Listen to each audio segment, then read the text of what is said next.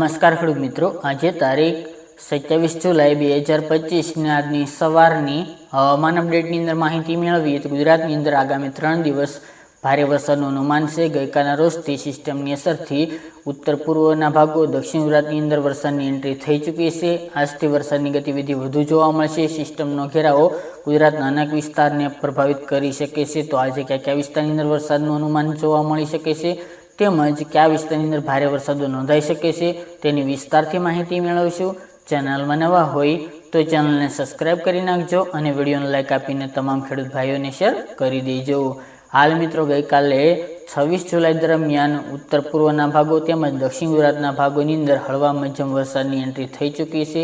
તેમજ રાત્રિ દરમિયાન પણ અનેક વિસ્તારની અંદર હળવા સામાન્ય મધ્યમ વરસાદો નોંધાયા હતા। આજે 27 તારીખ દરમિયાન વરસાદની ગતિવિધિમાં વધારો જોવા મળી શકે છે તેમજ વિસ્તારોમાં પણ વધારો થાય તેવી શક્યતા હાલ નોંધાઈ રહી છે। આપણે પહેલાં પણ જણાવ્યું હતું તે મુજબ કે આ સિસ્ટમનો ઘેરાવ ગુજરાતના અનેક વિસ્તારને પ્રભાવિત કરશે તેમજ 80% વિસ્તારની અંદર સારા વરસાદો પણ જોવા મળશે। હળવા મધ્યમ ભારે વરસાદો પણ અમુક વિસ્તારની અંદર જોવા મળે તેવી શક્યતા રહેલી છે। કચ્છ અને સૌરાષ્ટ્રની અંદર હાલની સિસ્ટમના ટ્રેક મુજબ વધઘટ જોવા મળી શકે છે, કારણ કે સિસ્ટમ થોડી નીચેથી ચાલશે તો સૌરાષ્ટ્રના પણ અમુક ભાગોની અંદર સારા વરસાદો નોંધાય તેવી હાલ સંભાવના દેખાઈ રહી છે। જેમ સિસ્ટમ ઉપરથી એટલે કે ઉત્તર ભારત તરફ વધુ ઝુકાવ કરીને આગળ વધે તો ગુજરાતની ઓછી અસર નોંધાઈ રહી છે, પરંતુ હાલના ટ્રેક મુજબ ગુજરાતના અનેક વિસ્તારની અંદર સારા વરસાદો નોંધાઈ શકે છે। વાત કરવામાં આવે તો આજે 27 તારીખ દરમિયાન ગુજરાતના અનેક વિસ્તારની અંદર હવામાનમાં પલટો ગઈકાલના રોજથી આવી ચૂક્યો છે। વરસાદની એન્ટ્રી પણ જોવા મળી હતી તેમજ આજે દિવસ દરમિયાન વરસાદની સંભાવના જેમાં ઉત્તર પૂર્વના ભાગો જેમાં અરવલ્લી છે, સાબરકાંઠા, બનાસકાંઠા, થરાદ, વાવ, પાટણ, મહેસાણા એ વિસ્તાર, ખેડબ્રહ્મા, વિસનગર આસપાસના ભાગો, ડીસા, પાલનપુર સહિતના ભાગોની અંદર આજે વરસાદની શક્યતાઓ દેખાઈ રહી છે। મહીસાગર, પંચમહાલ, દાહોદ, ગોધરા, વડોદરા, આણંદ, બોરસદ, તારાપુર એ ભાગોની અંદર પણ વરસાદની શક્યતાઓ નોંધાઈ રહી છે। દક્ષિણ ગુજરાતની વાત કરીએ તો વલસાડ, ડાંગ અને સુરત જિલ્લાની અંદર આજે વરસાદની શક્યતા હાલ નોંધાઈ રહી છે। દક્ષિણ ગુજરાતના પણ અનેક વિસ્તારની અંદર આજે હળવા મધ્યમ સારા વરસાદો નોંધાઈ શકે છે તેમજ અમદાવાદ, ગાંધીનગરમાં પણ આજે બપોર બાદથી વરસાદની ગતિવિધિ જોવા મળે તેવી સંભાવના રહેલી છે। સૌરાષ્ટ્રના વિસ્તારોની વાત કરીએ તો દરિયાકાંઠાના ભાગોની અંદર રેડા ઝાપટા કન્ટિન્યુ જોવા મળી રહ્યા છે।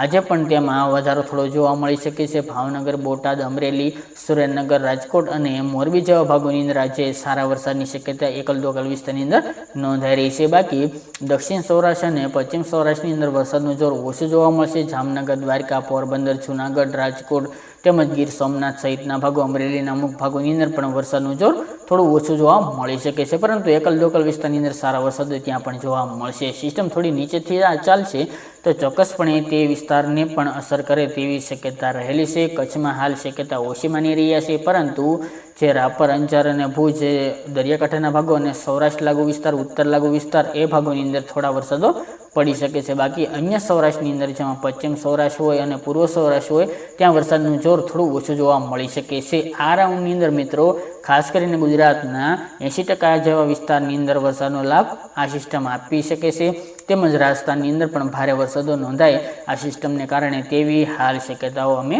માની રહ્યા છીએ। હાલ મિત્રો જે અપડેટ આપી રહ્યા છે તેના વિરુદ્ધ દિશામાં પણ અમુક ભાગોની અંદર વરસાદો નોંધાઈ શકે છે। જે પહેલાંની સિસ્ટમ મુજબના વરસાદો નોંધાઈ રહ્યા છે, જે આગાહી અન્ય વિસ્તારની હતી તે મુજબ વરસાદ નથી જોવા મળી રહ્યા અને અન્ય વિસ્તારની અંદર વરસાદો પડી રહ્યા છે તે મુજબ આ સિસ્ટમની અંદર પણ હાલ એવું જોવા મળે તેવી સંભાવના રહેલી છે। બાકી જે મેન વિસ્તારો છે ત્યાં ખાસ કરીને સિસ્ટમનો ઘેરાવો વધુ જોવા મળશે, જેમાં ઉત્તર ગુજરાત હોય, મધ્ય ગુજરાત હોય અને પૂર્વ ગુજરાતનો સમાવેશ જોવા મળી શકે છે। આગામી 28 અને 29 તારીખ દરમિયાન વરસાદનું જોર થોડું વધુ જોવા મળશે, કારણ કે જેમ સિસ્ટમ ગુજરાત નજીક આવશે તેમજ હજુ મજબૂત થવાની છે, જેના કારણે ત્યાં વરસાદનું જોર વધુ જોવા મળશે। રાજસ્થાન અને MP લાગુ બોર્ડર વિસ્તારની અંદર પણ ખાસ ભારેથી ભારે વરસાદો પણ એકલ દોકલ વિસ્તારની અંદર નોંધાઈ શકે છે। 8 ઇંચ સુધીના પણ એકલ દોકલ વિસ્તારની અંદર વરસાદો પડી શકે છે। આ રાઉન્ડ મિત્રો 31 જુલાઈ સુધી કન્ટિન્યુ ચાલે તેવી સંભાવના છે। સિસ્ટમ હાલ ગુજરાતમાંથી પસાર થશે તો આમ જોવા જઈએ તો 2-3 ઓગસ્ટ પણ આવી શકે છે, ત્યાં સુધી પણ વરસાદની ગતિવિધિ ગુજરાતની અંદર નોંધાશે। તો આ રાઉન્ડની અંદર મિત્રો ઘણા બધા ડેમ પણ ની અંદર પણ નવા નીરની આવક થશે, અમુક ડેમ પણ ઓવરફ્લો થઈ શકે છે, તેમજ નદી નાળા છલકાય, કૂવા છલકાય, બોર છલકાય તેવી હાલ આ રાઉન્ડની અંદર શક્યતા હાલ માની રહ્યા છે. બાકી મિત્રો દરરોજ અપડેટ આપતા રહીશું. આપણે ફક્ત મિત્રો આગાહી નથી કરતા, ફક્ત માહિતી આપી રહ્યા છે, એટલે કોઈ આગાહીકાર તરીકે નોંધ ન લેવી. બાકી મિત્રો વરસાદના તમામ ખૂણેથી આપણને વિડીયો મોકલવા માટે સ્ક્રીન ઉપર નંબર આપેલા છે, તેમજ આ નંબર ઉપર જઈને તમે મેસેજ કરી શકો છો. આપણા વોટ્સઅપ ગ્રુપ પણ ચાલે છે, તેમાં બધાએ વિડીયો તેમની અંદર અપલોડ કરીએ છીએ. તો જોવા માટે સ્ક્રીન ઉપર નંબર આપેલા છે, તેમાં જઈને આપણા વોટ્સઅપ ગ્રુપમાં પણ જોડાઈ જાઓ, જેથી કરીને તમને માહિતી મળી શકે અને અન્ય ખેડૂતોને પણ માહિતી મળે. બાકી મિત્રો નવી અપડેટ સાથે ફરીવાર એક નવા વિડીયો સાથે મળશું. આજ માટે આટલું.